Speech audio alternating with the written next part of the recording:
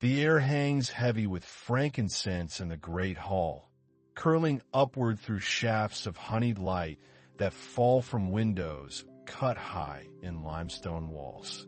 Outside, beyond the palace gardens where fountains murmur their endless conversations with stone, the Mediterranean exhales against the harbor walls, patient as centuries. This is Alexandria, in a room painted with lotus flowers and Greek geometries intertwined. A woman sits before a bronze mirror held by an attendant whose hands are steady despite the tremor of fear that runs beneath all the palace movements these days. The woman's face in the reflection is no longer young, though not yet old. Lines beginning to trace themselves around eyes that have seen empires shift like sand patterns in wind. She is 39, which in this age when most die young, is already the threshold of what the Greeks call the autumn of life. The year is turning toward winter in what we now call 31 BCE. Though such numbers would have meant nothing to those who walked these marble floors, who measured time instead by the reigns of pharaohs, by the flooding of the Nile, by the slow procession of stars across the Egyptian night. But let us not begin at the end, not yet, though the end approaches with the certainty of dawn. Let us instead drift backward through the years as smoke drifts backward toward its source, as a river traced upstream leads eventually to the spring from which it wells. Her name is a word that will echo through time long after her body has returned to dust, a name that will mean seduction to some, power to others, tragedy to most. Cleopatra, the last pharaoh of an Egypt already ancient when Rome was still a collection of mud huts on 7 hills. The Egypt into which she was born in the summer of 69 BCE was a kingdom caught between memory and extinction, its glory days already receding into the amber of legend, even as the present age stumbled toward an ending everyone could feel, but no one could prevent. The Ptolemies had ruled this land for nearly 3 centuries, descendants of one of Alexander the Great's generals who had claimed Egypt when that world-conquering boy god died and his empire shattered to pieces, fought over by ambitious men. Let us find her at the beginning, a child in a palace that was itself a small city, a jewel box of danger wrapped in silk and murder, where every meal might be poisoned and every smile might conceal a blade. The Alexandria of her childhood was a wonder, though, whatever the complications of power and blood. Imagine it if you can, this city that would not be equaled in the Mediterranean world for 1,000 years after its eventual decline. The great lighthouse, the Pharos, rising on its island, 300 feet of white marble topped with a bronze mirror that caught the sun by day and a fire that blazed by night, visible to ships 30 miles out to sea. The library, repository of perhaps 500,000 scrolls, the accumulated wisdom of every civilization from India to Iberia, papyrus and parchment carefully cataloged, preserved, but the Ptolemies had ruled as Greeks in an Egyptian land, speaking Greek, thinking Greek, marrying brother to sister in imitation of the pharaonic tradition they had inherited but never truly understood, never absorbed into the marrow of their bones. The streets ran wide and straight, planned with Greek precision, lined with columns that provided shade from the sun that hammered down with African intensity. Water flowed through aqueducts and cisterns, filling fountains where women gathered to gossip and fill their jars, feeding the gardens that made the city bearable when summer turned the world to bronze. Available to scholars who came from across the known world to study in reading rooms where light fell in dusty shafts and the smell of old paper mixed with the scent of the sea that was never far away in this city built on a limestone peninsula. The palace complex where the infant Cleopatra first opened her eyes occupied an entire district, a city within the city. Here were gardens that cascaded down to private harbors where the royal barges rocked at anchor, their hulls painted in red and gold, their cabins appointed with every luxury known to the age. Here were courtyards where fountains played day and night, their waters imported through special channels, their pools stocked with fish from the Nile. The harbor was never quiet, ships arriving at all hours bearing grain from upriver, papyrus and glass and perfumes for export, merchants from Carthage and Rome, philosophers from Athens, physicians from Pergamon, Jewish scholars, Syrian traders, dark-skinned men from the kingdoms south of the cataracts, the whole world flowing through this one great city where the Nile met the sea. Her father, Ptolemy XII, called Auletes the flute player for his love of music, was a man whose circumstances would have broken most rulers.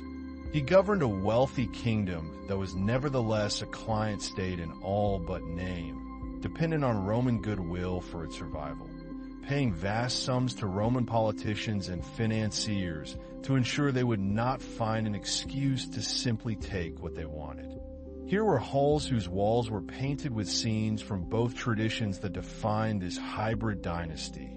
Greek heroes beside Egyptian gods, Zeus and Amuniasare sharing the same space. The visual grammar of two cultures struggling to find a common language. Into this world of gilded anxiety, Cleopatra arrived, third child, neither the eldest nor a son, seemingly insignificant in a household full of ambitious royal children. Her mother remains one of history's mysteries, her identity lost or deliberately obscured. Perhaps Cleopatra VII, who vanished from records around the time of the child's birth. Perhaps a woman of Egyptian noble blood. Perhaps a member of the Greek intellectual aristocracy that dominated Alexandria's cultural life. Egypt's grain-fed the Roman mob, hundreds of thousands of citizens whose contentment was essential to political stability, and this dependence gave Rome tremendous leverage.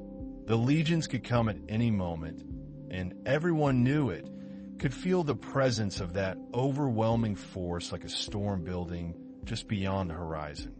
The child grew in rooms where the light changed color as it filtered through linen curtains dyed in saffron and indigo, where the sound of the city was a distant murmur beneath the closer sounds of fountains and birds in the palace gardens. She would have been attended from her first moments of consciousness, dressed by servants who moved on silent feet, fed delicacies prepared in kitchens she would never see, her smallest needs anticipated before she could articulate them. This absence at the heart of her origin story, this silence where there should be a name, would be only the first of many enigmas surrounding the woman who would become legend. Her education began almost as soon as she could speak, for the Ptolemies prided themselves on their cultivation, their patronage of learning, the Greek paideia that they maintained as proof of their superiority over the Egyptian masses they governed. This was the cocoon of royalty, luxurious beyond the imagining of the farmers and fishermen who formed the vast base of the Egyptian population, yet also a kind of prison, for the palace was simultaneously a refuge and a cage, its beauty inseparable from its danger. Picture her, if you will, a small figure in fine linen, her hand held by a patient tutor as they walk through columned halls where the light falls in patterns of sun and shadow, where the smell of papyrus and old leather mingles with incense from nearby temples. The scrolls line the walls in their wooden cases, thousands upon thousands of them, each one laboriously copied by hand, each one a repository of knowledge. Here are the dialogues of Plato, the natural philosophy of Aristotle, the histories of Herodotus with their tales of distant lands and ancient wars. The royal children were taught by the finest scholars Alexandria could offer, and in that city, that meant access to intellectual resources unmatched anywhere in the ancient world. The great library stood within the palace complex itself, its treasures available to the curious princess who even as a small child showed signs of a remarkable intelligence. The child absorbed knowledge with a hunger that impressed even her sophisticated tutors. She learned Greek first, naturally the language of her household, but also arithmetic and geometry, the movements of the celestial spheres, the arts of rhetoric and persuasion.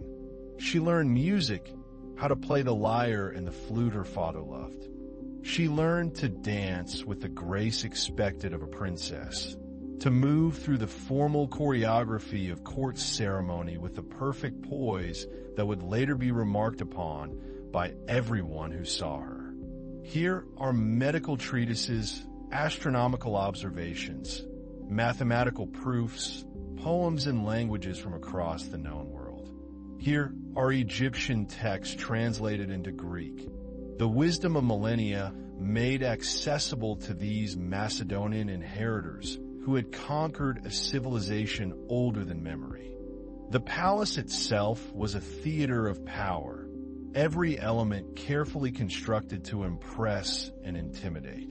There were throne rooms decorated in Egyptian style, where visitors from upriver would see familiar symbols and feel the weight of pharaonic authority stretching back through countless dynasties. There were reception halls decorated in Greek fashion, all proportion and restraint, where ambassadors from the Hellenistic kingdoms would feel they were meeting peers who shared their culture. But more than these accomplishments, she learned to observe, to watch the adults around her with an attention that missed nothing, to understand that power was a performance as much as a reality, that maintaining authority required not just force but spectacle, that survival in her family meant intelligence and adaptability and a willingness to be ruthless when circumstance demanded.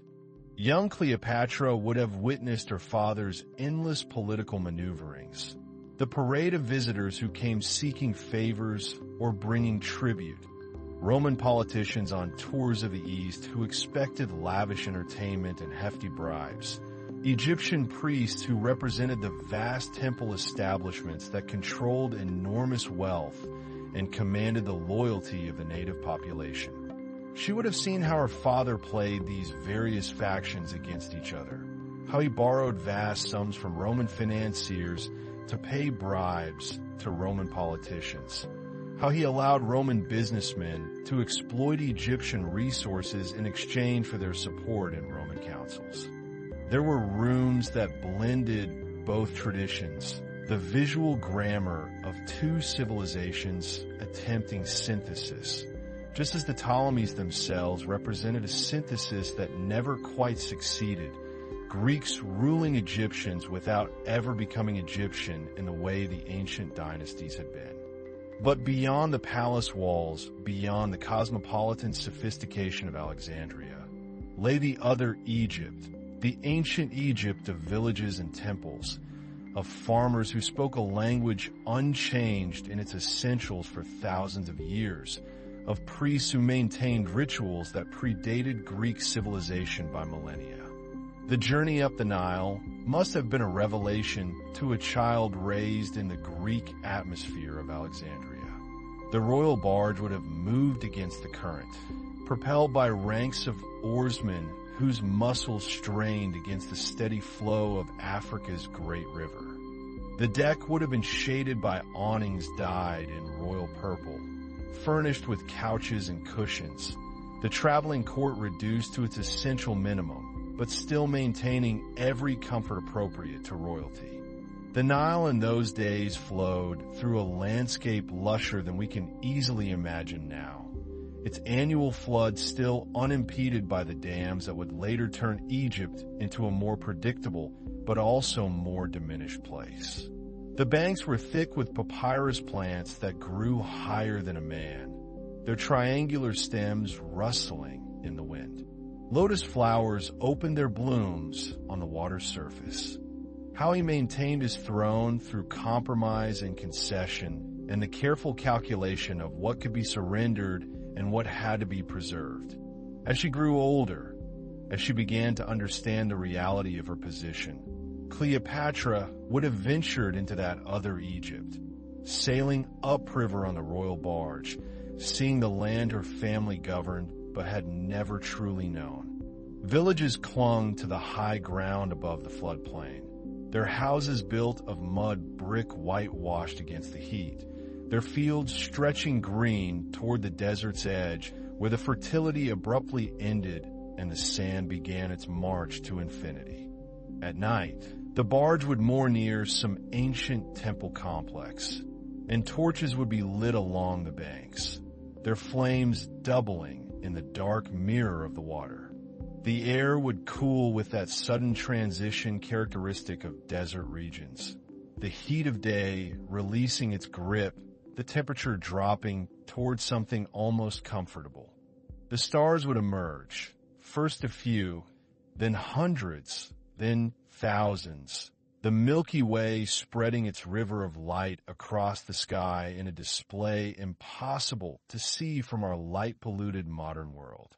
Birds rose in clouds from the shallows, ibises and herons, and occasionally a crocodile would be seen sunning itself on a mud bank, ancient and patient as the river itself. The temples themselves must have made an extraordinary impression on a young mind. These were not the human-scale Greek structures she knew from Alexandria.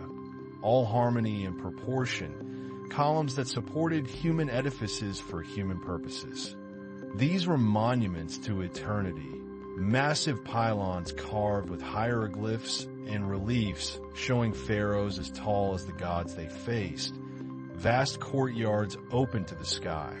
Hypostyle halls where forests of columns rose into darkness, their capitals carved in the shape of papyrus or lotus flowers, each column thick enough that 5 men with arms outstretched could not encircle it. Musicians might play, the sound of flute and sistrum drifting across the water, while servants prepared the evening meal, and the young princess would gaze upward at those same stars that had guided the pyramid builders, the same constellations that appeared on temple ceilings and tomb walls, and perhaps she would feel, even then, the weight and wonder of the civilization she was born to rule.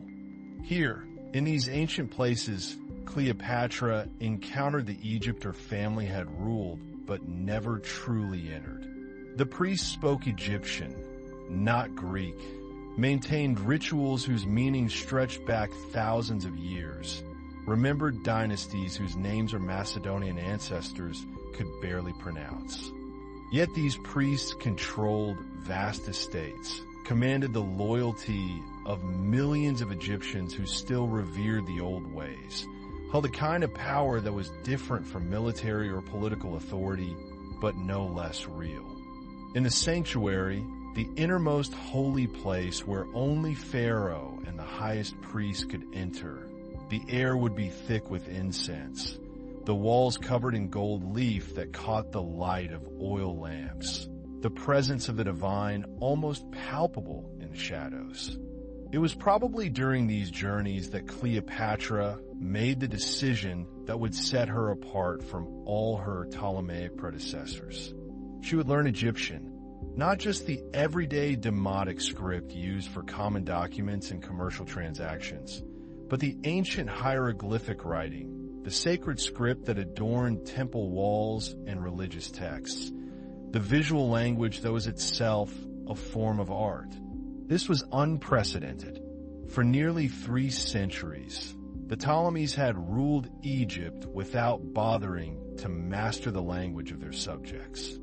A wise ruler could not afford to ignore them or alienate them, for they represented the foundation on which all Egyptian kingship rested, the continuity that ran beneath the surface changes of dynasty and conquest.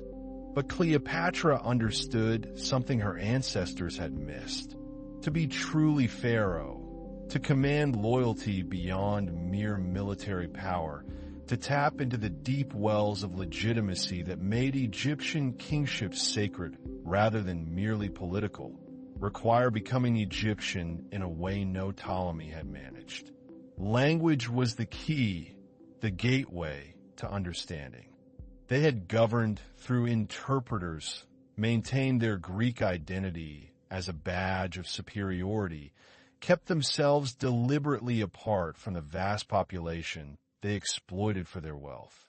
The hieroglyphic script was not like Greek with its simple alphabet of letters representing sounds.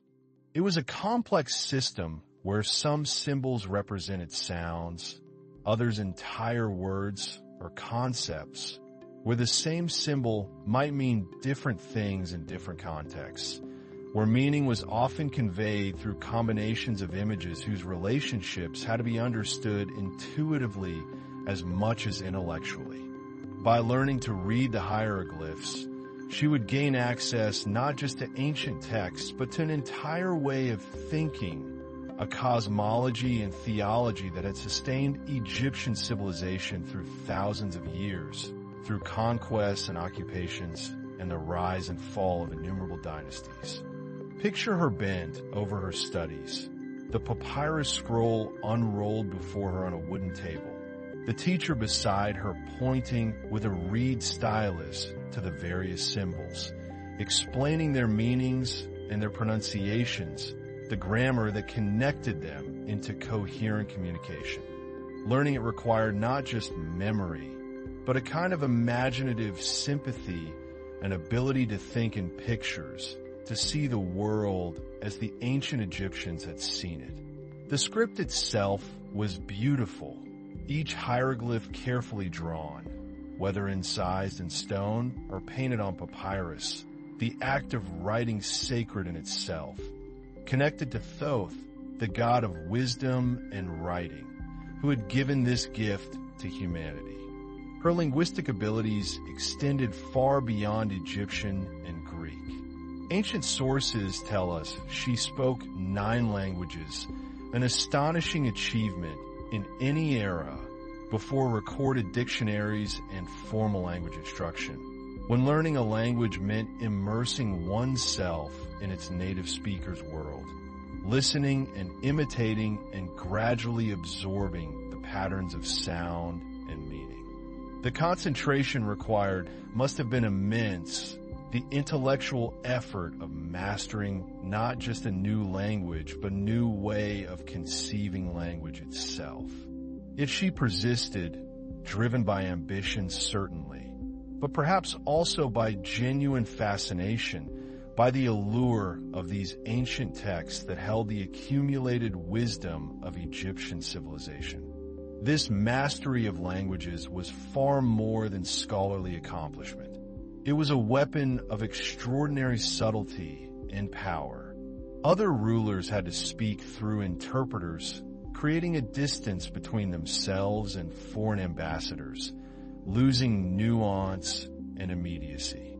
Cleopatra could speak directly to anyone who came to her court, could hear the subtleties of what was said and what was left unsaid, could respond with precision, could charm and persuade and negotiate in the listener's own tongue. She spoke the languages of the Ethiopians who lived south of Egypt, of the troglodytes who inhabited the desert regions, of the Hebrews and the Arabs, of the Syrians and the Medes. And crucially for her future, she spoke Latin, the language of Rome, that rising power that increasingly dominated the Mediterranean world. In an age when so much depended on personal diplomacy, when alliances were forged and broken in face-to-face meetings, when the impression made in direct conversation could determine the fate of kingdoms, this was an advantage almost impossible to overstate. When Cleopatra was 11 years old, in the year 58 BCE by our reckoning, her world was violently disrupted. Her father, increasingly unpopular due to his subservience to Rome and the heavy taxation required to pay his Roman debts, was driven from the throne by mobs in Alexandria who had finally had enough of his costly compromises. But we are moving too quickly, rushing ahead when we should let time unfold at its own pace. Let the story breathe and expand like the Nile and floods spreading across the land. Let us return to the palace, to the girl becoming a woman, her brilliant mind being shaped by education and observation, by the countless small lessons that taught her how power worked and how it could be maintained. His departure created chaos in the palace. Cleopatra's older sister Berenice seized the throne, declaring herself queen, tried to establish her own authority in their father's absence. For 3 years, the palace that had been Cleopatra's home became the seat of her sister's contested rule. These were formative years, watching her sister attempt to navigate the impossible politics of late Ptolemaic Egypt, seeing how quickly loyalty evaporated when power seemed weak, how easily a ruler could fall.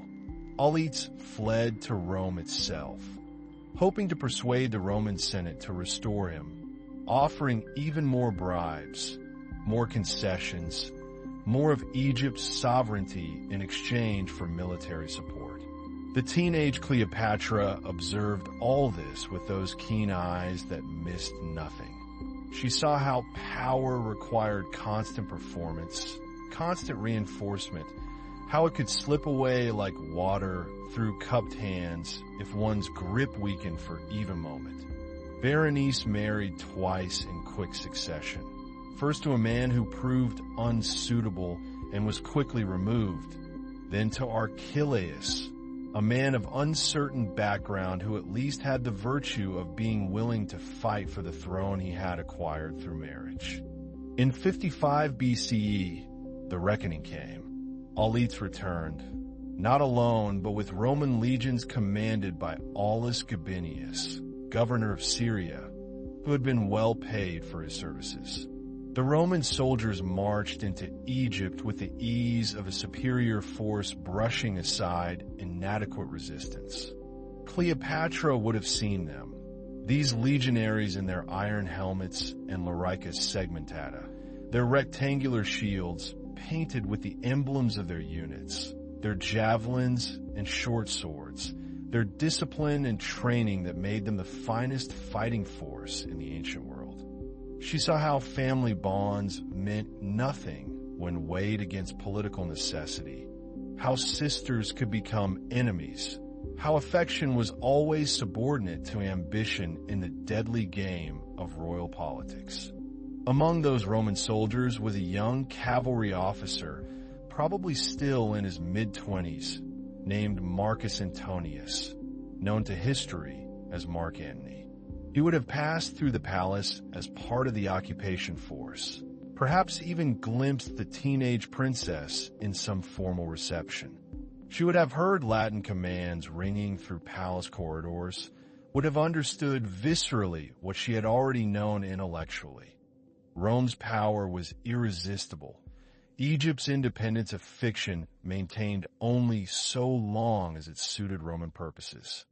Auletes' restoration was swift and brutal. Berenice was executed on her father's orders, killed without mercy, her brief reign ending in blood. The teenage Cleopatra witnessed this, understood that this was the price of failure in their family, that there was no second place, no gentle retirement for deposed rulers. You triumphed or you died. She was now elevated in importance, one step closer to the throne, her older sister dead, her younger sister Arsinoe less significant, her brothers still children. She was perhaps 15 years old, and she had already seen more intrigue and violence than most people witness in a lifetime. Neither could have imagined that their lives would become so fatally intertwined. That 2 decades later, this Roman soldier and this Egyptian princess would stake everything on their love and their alliance and lose. The lesson sank deep, became part of the bedrock of her understanding of power. The Roman soldiers who had restored elites remained in Egypt, officially to maintain stability, in reality to ensure the restored king remembered who had given him back his throne. They were a constant reminder of Rome's dominance, their presence humiliating to Egyptian pride, their demands for payment draining the treasury. The palace was beautiful with its gardens and fountains, its fine art and luxurious appointments. But it was also a place where fathers executed daughters, where power was the only currency that mattered, where the penalty for losing was death. His will, deposited in Rome for safekeeping, named as his heirs his eldest surviving children, 18-year-old Cleopatra and 10-year-old Ptolemy. They were to rule jointly, married to each other as Ptolemaic tradition demanded, their reign guaranteed by Rome. Alit spent his last years desperately trying to raise money, debasing the coinage, increasing taxes, squeezing his subjects to satisfy his Roman creditors. When he died in 51 BCE, he left a kingdom wealthy in resources but nearly bankrupt in practical terms, its future entirely dependent on Roman whim. Cleopatra took power as spring came to Egypt in the year 51, the season when the land was still green from the previous year's flood, before the summer heat turned everything to bronze and gold. She faced immediate challenges that would have broken most rulers. Egypt was suffering through a series of inadequate Nile floods, the annual inundation failing to rise to optimal levels, which meant reduced harvests, which meant less grain for export, which meant less revenue, which meant difficulty meeting obligations to Roman creditors. The young queen moved to address these problems with an energy that surprised those who had expected her to be a mere figurehead.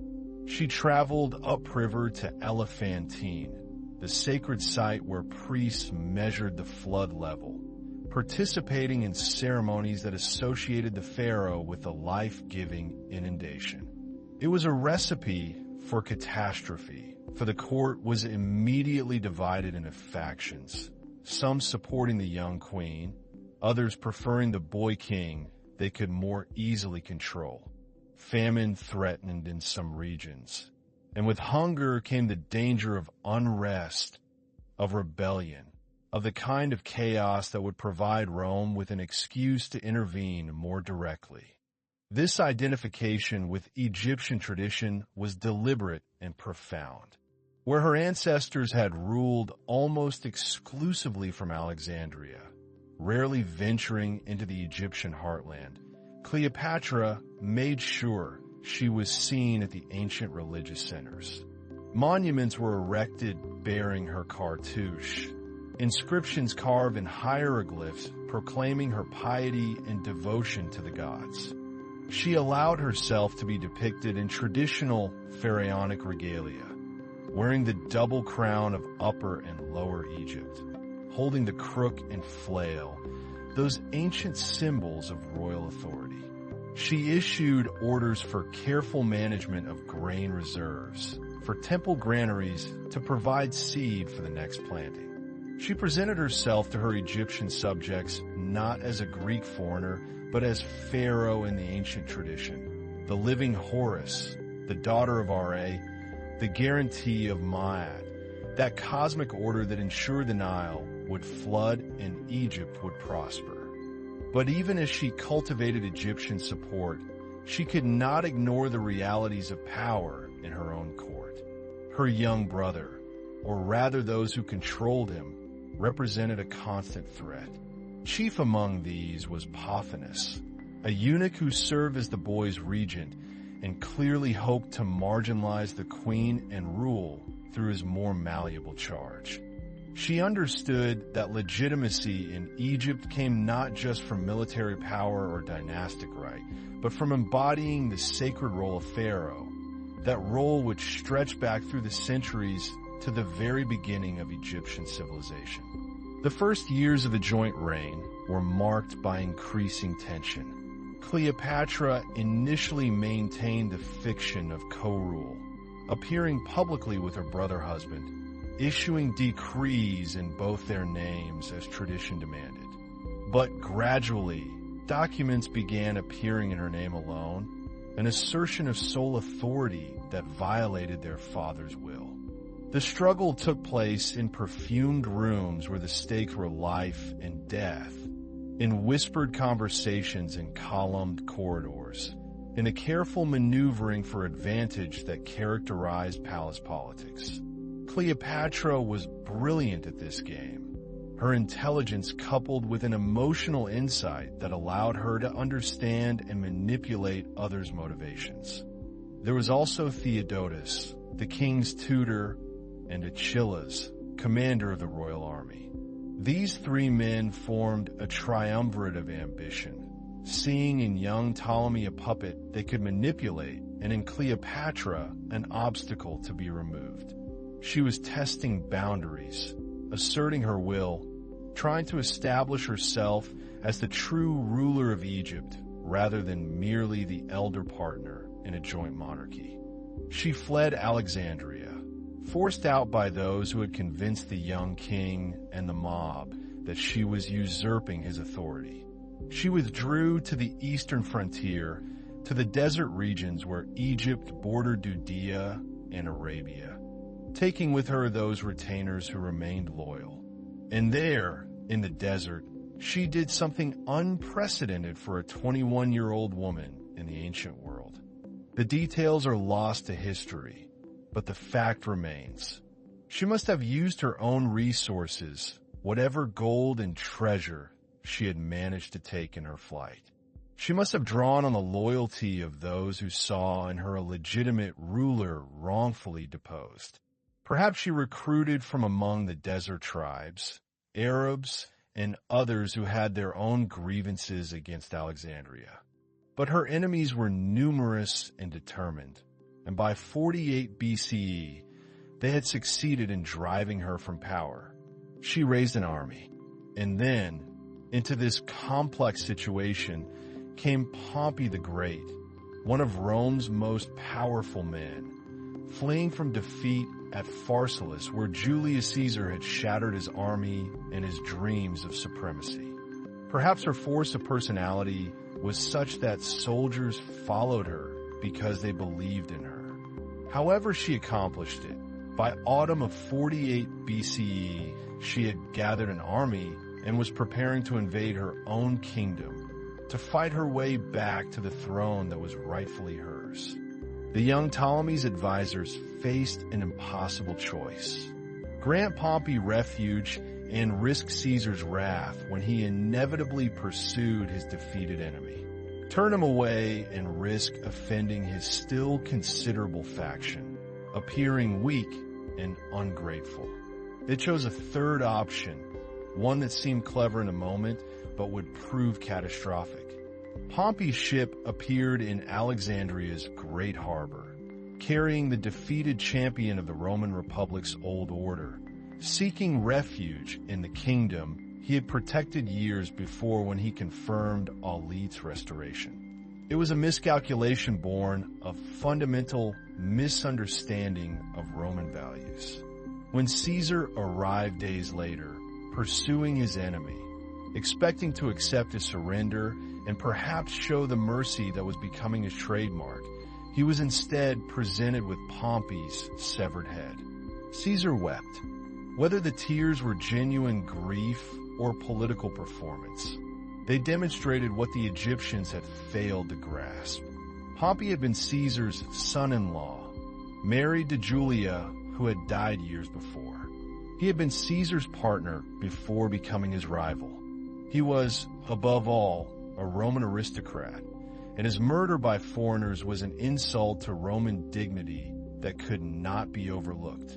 Caesar landed with perhaps 4,000 troops, not an invading army, but a bodyguard. He took up residence in the royal palace, flying Roman standards from its walls, a symbolic assertion of authority.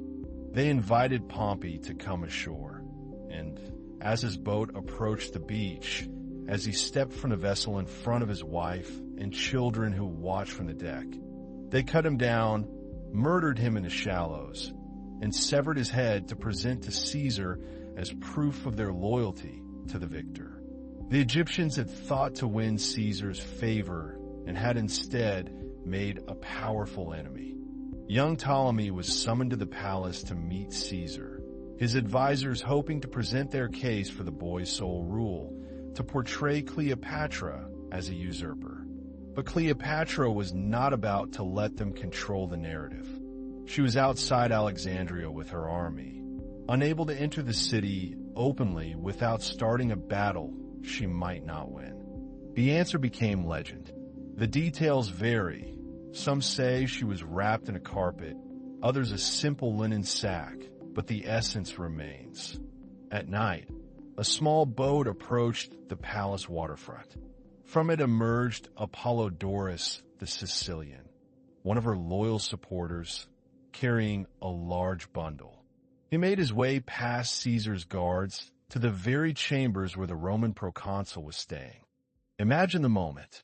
Caesar, in his mid-50s, balding and famously vain about his appearance, brilliant and ruthless, fresh from the greatest military triumph of his career, suddenly confronted with this young woman who had found a way to circumvent every obstacle between them. He announced that as guarantor of Alite's will, he would adjudicate the dispute between the siblings, would settle Egypt's affairs before moving on to deal with what remained of Pompey's faction in the east. The palace was under Roman occupation. Her brother's forces controlled the streets. How could she reach Caesar? And there, the bundle was unrolled, and Cleopatra stepped out. What passed between them through that night, we can only imagine. But by morning, Caesar had made his decision. He would enforce the original will. Cleopatra and Ptolemy would rule jointly. It was clear to everyone which sibling had the Romans' favor and support. Cleopatra had won, had made herself essential to Caesar's plans. Cleopatra, 21 years old, understanding that everything depended on this encounter, that she had one chance to win the support of the most powerful man in the world. She spoke to him in Latin, her voice clear, no interpreter necessary, her intelligence and education immediately apparent. The young king's advisors were horrified, their plans undone by a woman's audacity. Riots erupted in Alexandria, mobs stirred by those who objected to Roman interference surrounding the royal quarter, trapping Caesar's small force in the heart of the city, besieged and cut off from reinforcement. The fighting spread through the harbor district. Fire broke out, flames spreading to warehouses that held thousands of scrolls from the great library. How much was lost remains debated, but some portion of humanity's accumulated knowledge burned that winter, an irreplaceable tragedy. Caesar held out through weeks of siege, Cleopatra with him in the palace, her fate now tied completely to his. Relief forces gradually arrived, trickling in by sea, and Caesar mounted a counteroffensive. The decisive battle came in March 47 BCE in the Nile Delta. The Roman legions, even outnumbered, proved superior to the mercenary army they faced. She had also, almost certainly, become his lover, beginning a relationship that would profoundly affect both their lives. What followed was the Alexandrian War, a strange conflict that saw the greatest general of the age trapped by an angry mob and hostile army, fighting for his life in a city he had thought to control with ease. If he fell, she would almost certainly be killed. Young Ptolemy's forces were shattered. and in the retreat, the boy king drowned in the Nile, his gilded armor dragging him down into the river his ancestors had worshipped as divine. He was perhaps 14 years old. With her brother dead, Cleopatra's position was secure, but forms had to be observed. She married her youngest brother, another Ptolemy, this one only 11 years old. He would be Ptolemy 14, a child who could be safely ignored while his sister exercised real power. The marriage was legal fiction, satisfying convention while ensuring Cleopatra alone held authority. Imagine them reclining under silk awnings as the river landscape drifted past, green fields and palm groves, ancient temples, and timeless villages. They would have stopped at significant sites where Cleopatra explained the long history of her kingdom, where Caesar gazed on monuments that made Rome's buildings seem young. Caesar desired to see more of Egypt, and Cleopatra was happy to show him. They made a journey up the Nile together that became famous for its extravagance, sailing on a royal barge that was more floating palace than ship, accompanied by a fleet of supply vessels, a demonstration of wealth meant to impress the Roman with Egypt's resources. Caesar remained in Egypt for months, an extraordinary length of time for a man who supposedly had urgent business elsewhere. His officers grew restive, wondering why their commander lingered. The answer became apparent when, in summer 47 BCE, Cleopatra gave birth to a son. They would have talked through warm nights, two of the most brilliant political minds of their age, planning, scheming, becoming ever more entwined in their ambitions. She named him Ptolemy Caesar, but he would be known as Caesarion, Little Caesar, and she claimed openly that the Roman proconsul was his father. This was bold and dangerous. Caesar already had a great-nephew and adopted heir in Rome, young Octavian. He had no legitimate children, no son to carry his name. If Caesarion truly was his son, it complicated Roman succession immensely. Caesar never formally acknowledged the boy, but neither denied him, a careful ambiguity that kept options open. The next years passed in relative peace. Cleopatra ruled as queen, her young brother-husband a nonentity, her son growing from infant to toddler. She proved an able administrator, attentive to detail, willing to involve herself in taxation and trade, agriculture and justice. Finally, Caesar departed, sailing away to deal with his remaining military opponents, leaving Cleopatra secure on her throne, a new mother, a queen whose position rested on Roman support, but who had proven more than capable of maintaining power. She was 22 years old, and she had survived trials that had killed stronger rulers. But her thoughts must have turned often to Rome, where Caesar was consolidating power, transforming the Republic into something new, gathering honors and titles that made him increasingly resemble a king in all but name. In 46 BCE, Caesar celebrated 4 triumphs, elaborate victory parades showcasing his conquests. She continued cultivating Egyptian priestly support, making generous donations to temples, confirming privileges, participating in ceremonies. To her Egyptian subjects, she was pharaoh in the traditional sense, the divine ruler ensuring Ma'at. To her Greek subjects, she was a Hellenistic monarch, a patron of learning and arts, a sophisticated ruler of a cosmopolitan kingdom. Then, remarkably, Cleopatra traveled to Rome, bringing young Caesarion and a large retinue. Caesar installed her in one of his estates across the Tiber, where she held court as a visiting monarch. Her presence was scandalous and fascinating. Romans were captivated by this exotic queen who spoke perfect Latin, whose intelligence impressed even Rome's educated elite. She stayed in Rome for more than a year, suggesting plans that extended beyond the immediate present. Perhaps they discussed a future where Rome and Egypt would be bound in a new kind of empire, where their son might inherit both. Perhaps Caesar valued her counsel, found in her a political intelligence matching his own. Egypt was represented by images and spoils, and Arsinoe, Cleopatra's younger sister who had sided with Ptolemy during the Civil War, was paraded in chains before being exiled. Caesar made no secret of their relationship, outraging traditionalists who saw in this foreign queen a corrupting influence. Whatever the reasons, Cleopatra was present during the critical period when Caesar was at the height of his power, when his reforms were reshaping the Republic, when his enemies were growing desperate. She was in Rome when, on the Ides of March 44 BCE, senators surrounded Caesar in the Senate House and stabbed him to death.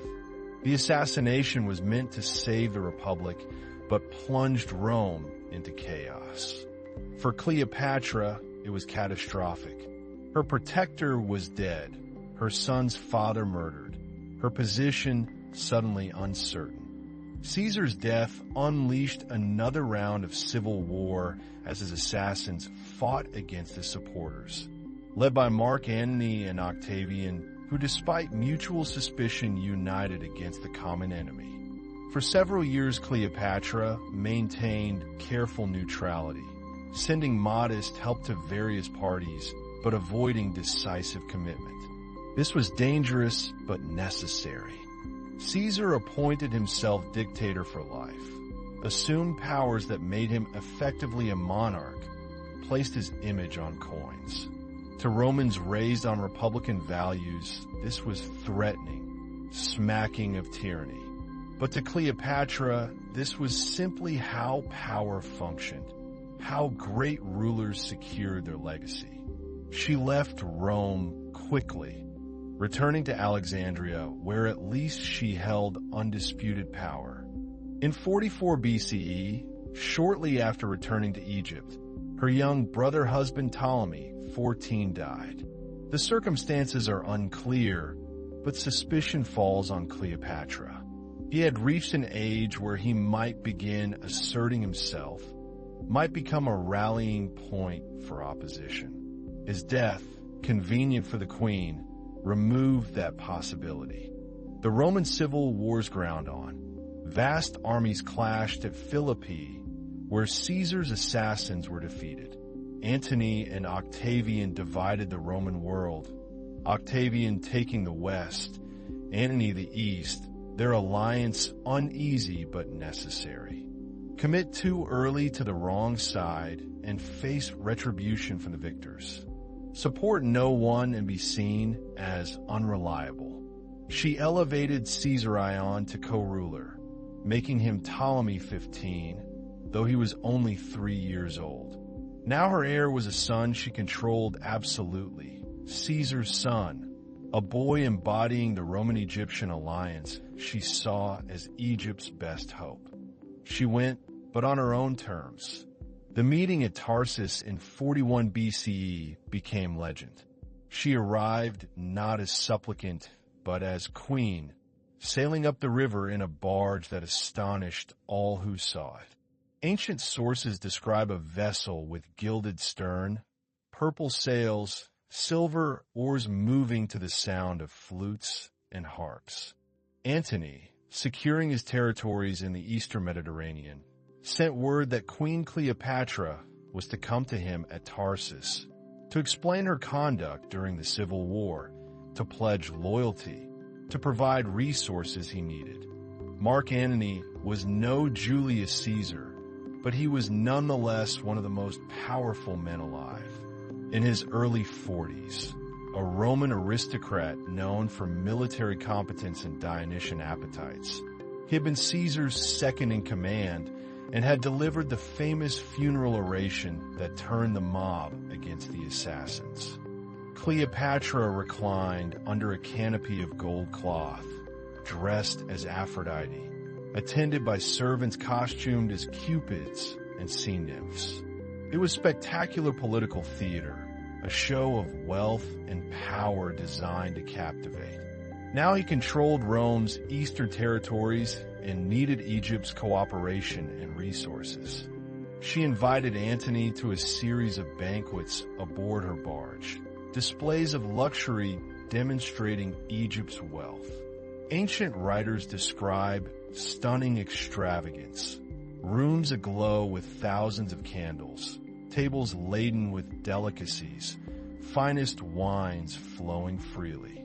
On one occasion, she supposedly dissolved a priceless pearl in vinegar and drank it, a gesture of magnificent waste proving Egypt's resources were limitless.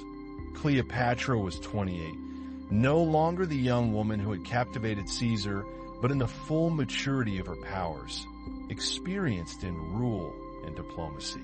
The meeting at Tarsus marked the beginning of history's most famous love affair. Though like her relationship with Caesar, it was romance intertwined inextricably with political calculation. It worked.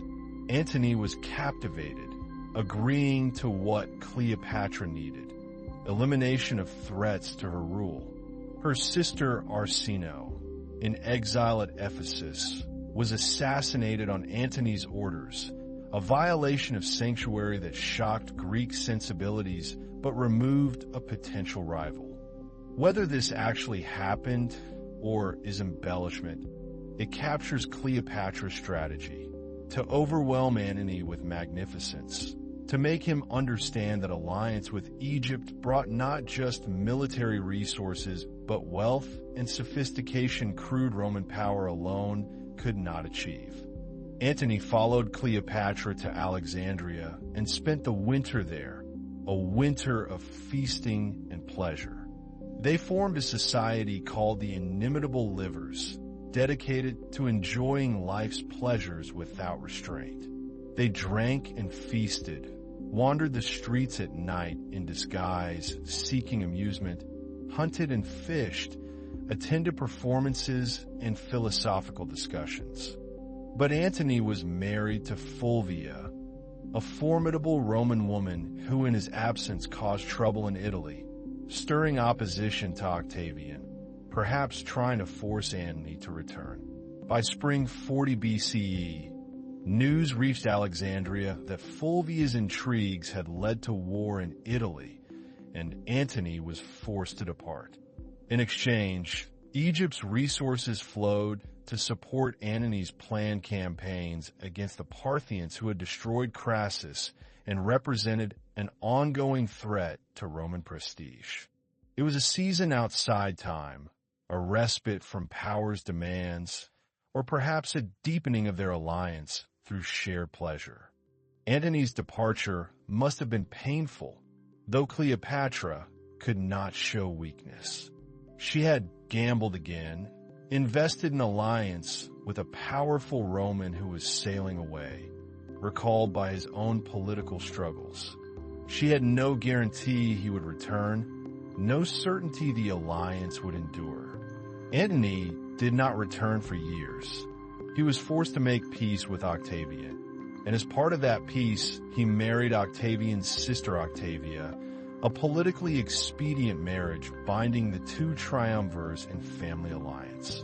When word reached Alexandria of this marriage, Cleopatra must have felt the bitter sting of abandonment, the keen awareness that Roman politics trumped personal commitments.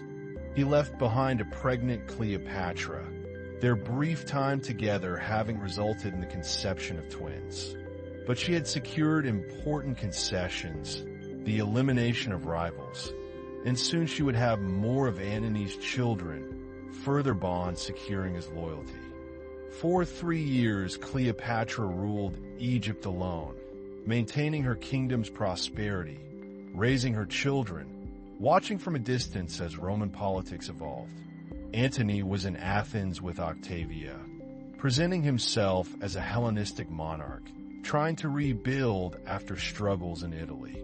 She gave birth to twins, a boy and girl she named Alexander Helios and Cleopatra Selene, sun and moon, grand names for children whose father was now married to someone else. She went, bringing gold and supplies, bringing also the confidence of a queen who knew her value. They reunited in Antioch in 37 BCE, and Antony, perhaps in gratitude, perhaps acknowledging his children, perhaps because he needed to secure her full support, granted Cleopatra vast territories. He gave her portions of the Phoenician coast, parts of Judea and Arabia, regions of Syria, Cyprus. His great eastern campaign against Parthia ended in disaster. His army forced to retreat through hostile territory with heavy losses, his prestige damaged. He needed Egypt again, needed Cleopatra's support, and so he sent for her, asking her to meet him in Syria. This expansion was controversial in Rome, seen as Antony giving away Roman territories to his foreign mistress, but from his perspective it made strategic sense. He needed a strong and wealthy Egypt to support his campaigns, and consolidating eastern territories under Cleopatra's rule created a stable base. Cleopatra and Antony spent years together after their reunion, their lives and policies increasingly intertwined. She accompanied him on campaign or waited in Alexandria between campaigns, managing supplies and funds that kept his armies in the field. She bore him another son, Ptolemy Philadelphus, giving Antony 3 children in addition to his Roman offspring. With these grants, Egypt's territory expanded beyond anything the Ptolemies had controlled in generations, and Cleopatra stood as the most powerful ruler in the eastern Mediterranean. It also revealed how he was thinking about power, not in traditional Roman terms of senatorial authority and republican forms, but in terms of Hellenistic monarchy, divine rulers governing vast territories. In 34 BCE, after a successful Armenian campaign, Antony held a triumph in Alexandria, a calculated insult to Roman sensibilities since triumphs were supposed to be celebrated in Rome. The procession featured the captured Armenian king and his family, spoils of war, pageantry of victory, all staged in Egypt's capital with Cleopatra presiding. Cleopatra was proclaimed Queen of Kings, Caesar Ion confirmed as King of Kings and co-ruler with his mother. Alexander Helios declared ruler of Armenia and Parthia and eastern territory beyond. Cleopatra Selene given Cyrenaica and Libya. Young Ptolemy Philadelphus receiving Syria and Cilicia. Their household blended Roman and Egyptian elements. Latin and Greek spoken interchangeably, rough Roman military culture mixing with Alexandrian sophistication. Then came an even more dramatic ceremony, the donations of Alexandria, where Antony publicly acknowledged his children with Cleopatra and granted them grand titles and territories. The ceremony was held in Alexandria's gymnasium, and Cleopatra sat on a golden throne dressed as Isis, the divine mother whose cult was spreading throughout the Hellenistic world. This identification with Isis was central to how Cleopatra presented herself, particularly in her later years. These were titles more than realities, promises of future kingdoms more than present territories, but the symbolism was unmistakable. Antony was setting up a rival court in the east, a power center challenging Rome's supremacy, a dynasty that would inherit territories Romans considered their own. In Rome, Octavian watched with a mixture of genuine outrage and calculated opportunism. Antony's behavior gave him perfect ammunition for a propaganda campaign, portraying Antony as bewitched by a foreign sorceress, corrupted by Eastern decadence, betraying Roman values for an Egyptian seductress's embrace.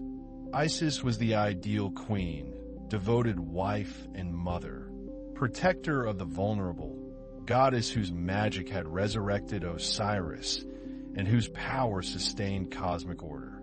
By appearing as Isis, Cleopatra claimed divine authority, presented herself as embodiment of the feminine divine, aligned herself with a goddess whose appeal transcended ethnic and cultural boundaries.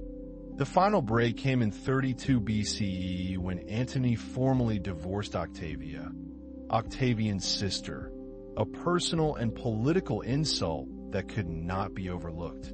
Octavian retaliated by seizing Antony's will from the Temple of Vesta, illegally reading it before the Senate, revealing or claiming to reveal that Antony wished to be buried in Alexandria rather than Rome, that he acknowledged his children with Cleopatra as heirs, that he had essentially gone native, become un-Roman. Never mind that Octavian himself would adopt monarchical power and Eastern customs once he had eliminated his rival. What mattered was creating a narrative justifying war, uniting Romans behind Octavian by portraying the conflict not as civil war, but as defensive struggle against foreign conquest. Whether the will actually said these things or Octavian fabricated them, it served its purpose. The Senate stripped Antony of his powers and declared war not on Antony, which would have been admitting civil war, but on Cleopatra, making the conflict appear to be a foreign war against Egypt. Antony and Cleopatra gathered their forces through 32 and 31 BCE, assembling a fleet and army that was substantial but not overwhelming. They positioned themselves at Actium on the western coast of Greece, where their fleet could guard the mouth of the Ambracian Gulf, and their army was supplied from Egypt via sea routes. The stage was set for the final act, for the confrontation that would determine whether Rome's future lay with the traditional republic or open monarchy, whether the Mediterranean world would have multiple power centers or a single supreme authority, whether Cleopatra's vision of a Roman-Egyptian alliance could survive, or whether Egypt would finally fall under direct Roman control. Octavian and his brilliant Admiral Agrippa brought their forces to confront them, and through summer 31 BCE, the two sides maneuvered, Octavian trying to force a decisive battle, Antony trying to preserve his forces until political developments in Rome might turn in his favor. The Battle of Actium on September 2nd, 31 BCE, was less battle than disintegration. As the fleets engaged, Cleopatra's squadron suddenly broke away, sailing through the battle and out to open sea with the wind behind them. Antony, seeing this, abandoned his flagship and transferred to a smaller vessel to follow her. His fleet, seeing their commander flee, lost cohesion. But time worked against Antony. His troops were ravaged by disease in coastal marshes, his supplies interdicted by Agrippa's aggressive naval operations. Defections began as supporters lost confidence. By September, the situation was untenable, and Antony decided to attempt a naval breakout to fight through Octavian's blockade and escape to Egypt where he could rebuild. Why did Cleopatra break away?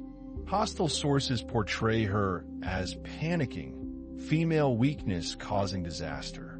But perhaps the plan had always been to preserve as many ships as possible, to break out while battle provided cover, accepting loss of the fleet's fighting capacity in exchange for saving Cleopatra's treasure ships and escaping to fight another day. Though many ships fought on with desperate courage, the outcome was inevitable. Some vessels were captured, some burned, some managed to escape. Antony's army, watching from shore, held together for a few days, then surrendered to Octavian, their loyalty evaporating once he had abandoned them. They returned to Egypt, knowing the end approached, but perhaps not realizing how complete their defeat had been. They still had resources, still controlled Egypt, might still recruit new forces, might still make terms with Octavian. If so, the plan succeeded in its limited objective but failed strategically, leaving Antony's reputation in ruins, branded a coward who abandoned his men. But Octavian was implacable. He gave them no real hope, offering at most vague possibilities if Cleopatra would kill Antony or surrender herself. He was marching east at deliberate pace, consolidating control of territories that had been Antony's, approaching Egypt with the inevitability of slowly rising tide. They spent months in strange twilight, maintaining some semblance of normalcy, feasting and celebrating as before, though now their society was renamed the Companions unto Death. Embassies went back and forth, Antony and Cleopatra each trying separately to negotiate with Octavian, seeking some way to preserve themselves or at least their children. Antony attempted one last time to fight, leading a cavalry sortie that achieved minor success, but it was futile and he knew it. When his remaining forces deserted, going over to Octavian, Antony returned to the palace and received false word that Cleopatra was dead, that she had killed herself. But the wound was not immediately fatal, and word came that Cleopatra still lived, had shut herself in her tomb with her most loyal attendants. Antony was carried to the tomb, but Cleopatra, fearing treachery, would not open the doors. Instead, ropes were lowered from an upper window, and the dying Antony was hauled up, a humiliating end for the once powerful triumvirate. By summer 30 BCE, he was at Egypt's frontier, and such forces as Antony could gather were hopelessly inadequate to resist the battle-hardened legions Octavian commanded. In despair, he stabbed himself, falling on his sword in the traditional Roman manner, seeking to die with at least his honor intact. Cleopatra was now alone, her last protector gone, her kingdom defenseless, her life at the mercy of the victor who had every reason to destroy her. She attempted to negotiate, received visits from Octavian's representatives, was promised vague reassurances. But she must have known her fate. She determined to deny him that satisfaction. The exact circumstances are debated, but the essential facts are clear. Cleopatra killed herself in August 30th BCE, probably through poison rather than the snake bite of legend, though the image of the ASP has proven irresistible to artists through the centuries. She was 39 years old. She had ruled for 22 years. He died in Cleopatra's arms, urging her to make her peace with Octavian if she could, at least according to sources that describe this scene. Octavian would parade her through Rome in his triumph, would display the conquered queen in chains before the mob, would humiliate her as his propaganda had humiliated her for years. She had loved two of the most powerful men of her age and outlived them both, and now she chose death over degradation of being paraded as captive. Octavian had her buried with honor beside Antony, a gesture of respect for her dignity, if not her politics. But he showed no mercy to her children. Caesar Ion, now 17, was hunted down and killed, his existence as Caesar's possible son too dangerous to tolerate. Her attendants died with her, IRAs and Charmian, faithful to the end, ensuring their queen died as a queen, attended in death as she had been in life. When Octavian's men broke into the tomb, they found Cleopatra dead, lying on a golden couch, dressed in her royal regalia, the last pharaoh of Egypt gone into whatever afterlife awaited her. Egypt itself ceased to exist as an independent kingdom. Octavian annexed it as his personal property, not a province of the Roman Senate, but the private domain of the emperor, for that is what Octavian would become, taking the title Augustus and transforming Rome from republic to empire. Octavian's advisor had said too many Caesars is not good, and so the boy who might have united Rome and Egypt died, his body disposed of, his fate a footnote. The children of Antony and Cleopatra were spared, taken to Rome to be raised by Octavia, Antony's Roman widow, a strange mercy that saw them survive, but as captives in a city that had destroyed their parents. And Cleopatra became legend, her story told and retold, distorted through the lens of Roman propaganda, transformed into a cautionary tale about dangers of female sexuality and foreign influence, or alternatively into a romantic tragedy of doomed love, or into a story of a brilliant woman who almost succeeded in preserving her kingdom's independence against impossible odds. Consider this woman who lived so intensely, who played the game of power as well as any man of her time, whose intelligence and charisma left impressions that survived the hostility of those who wrote her history. She was born into a dying world, the last age of independent Hellenistic kingdoms, the final years before Rome would dominate the entire Mediterranean basin. Egypt's wealth would flow to Rome for centuries, its grain feeding the city, its treasures adorning Roman temples, its culture gradually absorbed into the larger Roman world. Poets and playwrights, historians and novelists, artists and filmmakers have been drawn to her story for 2 millennia, each age finding in her what it wishes to see. Think of her in her final moments, preparing herself for death, adorning herself in royal regalia, ensuring she would die as she had lived, as pharaoh, as queen, as the living Isis.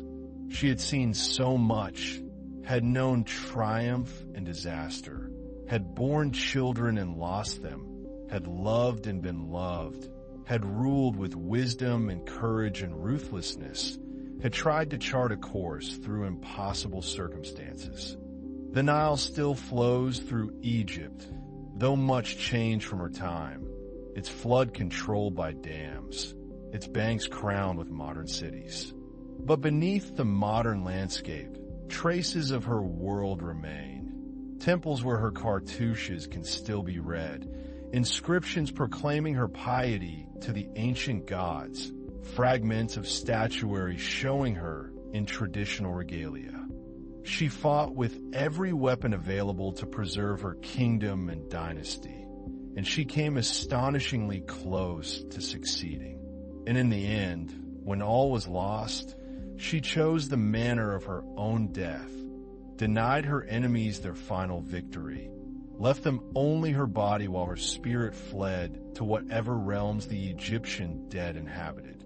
She spoke 9 languages, but her own voice is lost, mediated through hostile sources, through writers who served the dynasty that destroyed her. We cannot know her internal life, her private thoughts, what she felt as she held her dying lover, what she dreamed for her children, how she reconciled her political calculations with her personal emotions. But perhaps that is enough. Perhaps the outline is sufficient to see the shape of a remarkable life. A woman who transcended the limitations placed upon her sex in the ancient world, who ruled effectively in an age of chaos, who was taken seriously as a political actor by the greatest men of Rome, who left such an impression that her name became synonymous with queenship, with female power. In museums around the world, objects from her time survive, coins bearing her profile, showing not the impossible beauty of Hollywood, but the strong features of a real woman, intelligent and determined.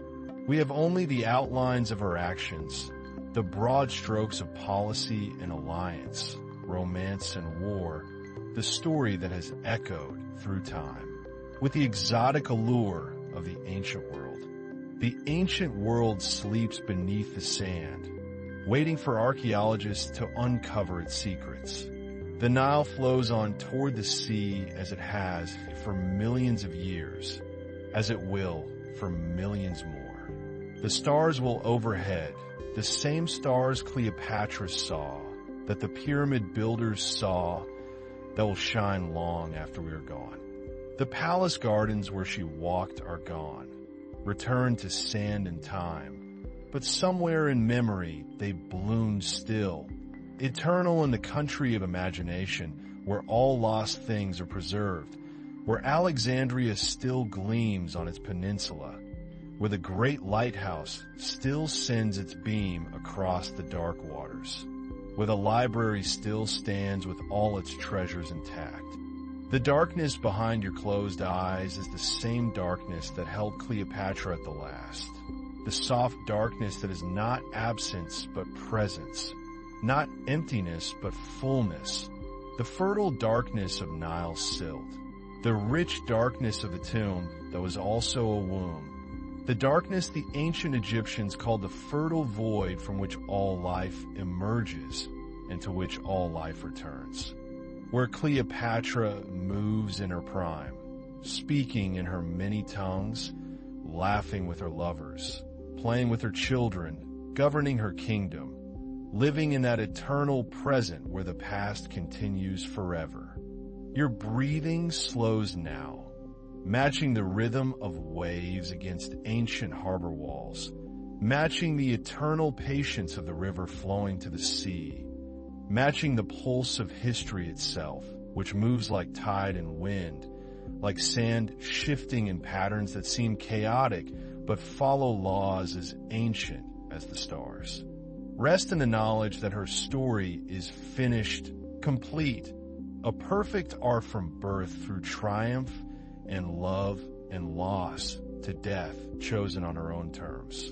Rest in the darkness that held her, that holds all the generations that have come and gone, that will hold you gently through this night and release you whole and restored when morning comes. The voice that tells this story fades now, like footsteps in sand, like smoke dispersing on the wind, like the last note of a flute played in an empty palace, dissolving into the silence that surrounds all speech, the generous silence that asks nothing and offers everything, the silence of deep rest. The story is told. The palace is empty. The last lamp has been extinguished. Sleep now as the ancient queen sleeps, as pharaohs sleep in their tombs, as the desert sleeps beneath the stars, as the river sleeps even while it flows. Sleep in peace, in perfect stillness, in the arms of night that hold all things with equal tenderness, the small and the great, the forgotten and the famous, you and Cleopatra both, held in the same gentle darkness, the same eternal now. The night spreads its cloak of stars over sleeping Egypt, over the sleeping world, over you sleeping now, drifting deeper, deeper still, into the realm where dreams rise like lotus flowers from dark water, where consciousness dissolves like salt in the river, where all boundaries fade and there is only peace, only rest, only the soft embrace of sleep that heals all wounds and makes all things new. Sleep well, traveler. The ancient world bids you good night. The stars watch over your sleeping form as they watched over Cleopatra, as they watch over all who rest beneath their ancient light. Tomorrow you will wake refreshed, but not yet, not yet. For now, there's only this moment, this breath, this gentle surrendering to the tide that carries you into the deep waters of sleep. Good night. Sleep. Rest in peace. All is well. The story is complete. Darkness holds you safe. Sleep comes like blessing. Sleep.